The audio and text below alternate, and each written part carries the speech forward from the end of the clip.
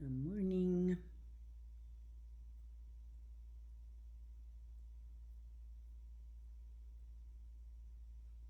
Hey, Kathy.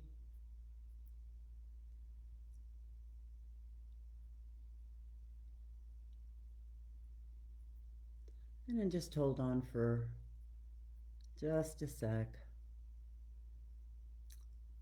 I don't like to get too far in it, and then all of a sudden you've got 80 people jumping on, and you start all over.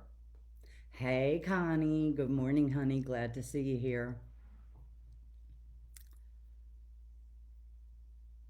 I hope everybody's having a fabulous day. I know I am. I love starting my mornings off with getting to connect with people. So, okay, I see we're good to go. All right. Well, good morning. As I said, my name's Karen Drosnes, and this is Thriving Thursdays. And these are weekly episodes just on thoughts, teachings, hopefully ideas and suggestions that might help you live a better life for yourself, feeling more joy and alive. So, on today's episode, we're talking about what you ingest is more than what you eat. And by that, what I mean is, what are you taking into your body through what you watch, through what you listen to, through what you read, through who you associate with? What is the environment that you surround yourself with? You know, I was just reading an article that someone was commenting that there's really no one toxic. And I thought, I'll have to ponder that one. But that's not what this show is about. I just thought I'd throw that in there, that this person had another opinion of what toxic really means and toxic people. And she just didn't think there were toxic people, that everybody is a vibration and that we're just lifting vibration. But I think that'll be another show. So I want to talk about again, like I said, what are you taking in? What do you watch? What do you listen to? How do you spend your time?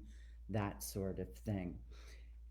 I know we're all wrapped up, or a lot of people are just wrapped up in the climate of today. And I find that it's not necessary. I personally, I don't watch news. I don't read newspapers. I don't listen to news radio. And I have people a lot of time will say to me, how do you know what's going on if you don't watch or read? Blah, blah, blah. And I'm like, well, usually because someone will tell me what's happening just like you did. Because it usually starts with, did you hear or did you see? And my response is, no, I didn't. And then they proceed to tell me the tragic story, the trauma, the explosion, the whatever that's going on. And so my response to them is, see, I don't need to watch it because somebody will tell me. Now, with that, doesn't necessarily mean that I fall into what they're talking about or I take their word only. If the topic is something that I'm interested in, if the topic is something that I feel I need to know more about, I do my own personal research and I go out and I look for what I find to be as accurate as possible. I had made a comment one time, actually on Facebook on my social media page, and about check your facts. And someone came back and they said, "How do you do that? Because we, are living in this climate of everything being false." And really, when it comes down to it, life is nothing but perception, anyhow. Your experience is your perception of what is happening. But to go back to the statement of check your facts and me doing my research, what I do is I go in and I might read some articles. However, I research who the author is, I research what paper, what magazine, whatever it's being written in. I find out who funds that information. What I mean by that, for example, medical study comes out and says X, Y, and Z. So, what's really important there is to find out who paid for the research. So, when people start to talk about a cure for something, that research to find that cure may have been paid for by the pharmaceutical company that's going to offer a medicine for that cure. Well, then of course it's going to be jaded. Of course it's going to be, there's a word I'm looking for and I can't find it, but that's all right. You get my point. So that's how I do my fact checking. Who's writing it? Who are they being paid for? Who are they being paid by to write that? All of that comes into play for me in my research. So when I say I don't watch news or I don't read newspapers, that's how I do it. I get my information. It might be a post on Facebook that I see, and I'm like, all right, let me go elsewhere because I ain't going to find it there. Let me go elsewhere and see where I can do it. But I want to move on and not spend a whole lot of time on that because really, that to me is the overall climate, is what we're being told in the news, and then it's somebody's opinion and then somebody else's opinion, and really that's all we are. There is a saying, and here we go with the or the profanity, so watch it. Everybody says opinions are like assholes, everyone's got one, and that's true. Everybody has an opinion. What works for you, what doesn't work for you? I have had my system too many times in life, my nervous system angst and on fire and lit up, and I just don't want to live that way anymore. So I do what I can to stay away from that. Let's talk about also, what are you reading? If I'm reading a thriller book, which I don't do, but if I were reading a thriller book, that goes right into my sympathetic nervous system, and that sets off the stress hormones, and I go into fight or flight, or even freeze, and that's not what I want to do. So I'm very careful with what I read. I tend to read mostly self-help, personal development, or biographies. I love to read biographies because it's coming right from the person. So I enjoy that. I don't read murder mysteries and those sort of things. It might be entertaining, and that's fine. If that's entertaining for you, all I'm saying is, and I'm going to talk more deeply about this, what I'm saying is that information you may believe in your mind is just getting entertained and your mind's not thinking about it, but your brain sends off into the sympathetic nervous system that releases then the stress hormones of cortisol and adrenaline. Over time, buildup of stress hormones of cortisol and of adrenaline will create adrenal fatigue. It will create depression. It will create all kinds of negative things in our body that we just don't need. So we really want to be careful about what are we watching, and the same goes for TV. Um, we have to be careful of what type of shows we are watching. And I'm talking specifically to people who may be feeling more anxiety at this time right now than before. Well, hello, Goddess Laura. How are you? I'm talking about, having people feeling a little more angst and anxiety and stress, and just because of the nature of the climate here in the world these days. And so we want to be really careful with the type of energy we are allowing to come into us via the shows we watch, the time we spend on TV. I'm a proponent of not having a TV in the bedroom. I don't believe in watching TV at night. I want to have my nighttime ritual of calming myself down. That's when I read something spiritual. Also, even though the TV may not be on, there's a blue light that goes into the brain that causes energy and movement of the brain. It goes into the frontal lobe, and that just creates more. So even though the TV's off, it's still disrupting your sleep. So things of that nature, keeping the TV out of the bedroom at night, spending less time on TV, more time on your self care. Be careful of what you're reading and watching, and then let's talk about who are we associating with. Hmm. What are the people we're hanging around? I have a lot of people tell me that clients I have worked with talk about members of their family being the instigator of negativity and whatnot. And I've seen a lot of people today talking about being on both sides of the fence and or both sides of the aisle, I should say. I'm trying to stay away from the politics of it. But there are people in our families. Some have them, some don't. But if you are one that has someone in your family, limit that time. For example, let's just say it's a sibling. Okay, you don't want to completely end your relationship with your siblings. Some you need to do, but not always. You don't want to end it, but you do want to be careful of the time that you're spending with them. So you know you're going to get a phone call, or you look and you see it's them on the phone. Blanket yourself, cover yourself with a shield of I am protected, I am well, I am fine, and go into your phone call. If you're going to be at a family event. Not sure how many family events we're going to have coming up these holidays, but some people are going to do that, and that's fine. And if there's going to be an uncle or an aunt there that just seems to want to tweak everybody, cover yourself with a blanket and limit your time, knowing it's okay to not spend the whole day and the whole night.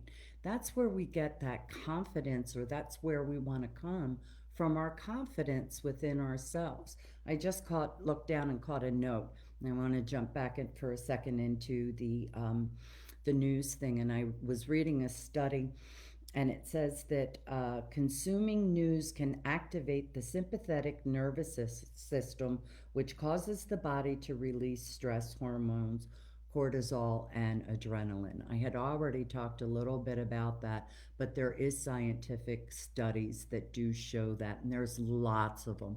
Harvard has them, Stanford has them. I forget where I read that one. I thought I wrote it down. Yes, Marquee Medical Report. So be aware of what you're allowing into your system, these negative, and then watching and listening to, and especially on social media, and I'm going to address that one too, but watching and listening to a lot of that creates a frequency of criticism, cynical thoughts, and denial can be created there. And that's when the brain encourages sadness. So we want to limit our time. I want to talk about limiting your time on social media. There are lots of apps out there today. There's also a natural app in your set on your phone if you have an iPhone where you can limit your time. I've set a time limit for myself for social media these days on my phone. And what happens is when I'm reaching, all right, I limit mine for an hour because of my business. I am on and off Facebook quite a bit, but I've limited it to 1 hour a day. And so I may be watching or on Facebook, and then all of a sudden a little box will pop up telling me that I have 5 minutes left to my limit. That's usually at nighttime, and I'm like, fine, good, shut it down. But you want to have limited time. There's lots of places on your iPhone where you can track how much time you're spending on social media if you're using your phone. On the computer, set your own timer, give yourself space. You can set it for 5-10 minutes, get on. When your 5-10 minutes are up, get off for a while and stay off of social media for an hour, 2 hours, 3 hours. And then you want to jump back on and set a timer. I think the more, because I don't want to tell you to get off social media, because that's how you get to see what I'm up to. And hey, that's marketing today, right? So, and I have a good message. I have lots of good messages, and I want you to be able to hear them. So, but we do want to limit the space and time that we're accumulating onto that. I want to move into just a couple of quick tricks you can do to release after you have been around negativity. I think I talked enough about taking it in and not taking it in and what it does and what it creates. Um, oh, there's another note. These negative tendencies can cause our brain to distort the truth and make it even more difficult to break the negative cycle. Negativity can be a habit, just like any other habit. You know, there's the old saying, it was a train wreck and I couldn't stop watching it. You know, we do that thing. We go by an accident and we just can't help but look. And then we're like shaken to our core over it. So we want to have that ability to de-stress after we do these things. And this is a great time in life for learning de-stressing. One of the things I do when I am done, whether it be on social media, whether it be reading an article because it was something that I felt I needed to know more about, or if I did decide to watch a news episode because it was something I felt I needed to know more about, one of the things I do when I'm done is called alternate breathing. And I'm going to just give you a quick demonstration, but you can always Google alternate breathing. What alternate breathing does is it connects the logical side and the emotional side of the brain. It aligns the emotions and the logic together to calm down the sympathetic nervous system. So you take your pointer finger and you put it right between your eyebrows. For those that are familiar with it, this is called the third eye. You extend the pinky out and you extend the thumb out and you leave the other two fingers down on the palm.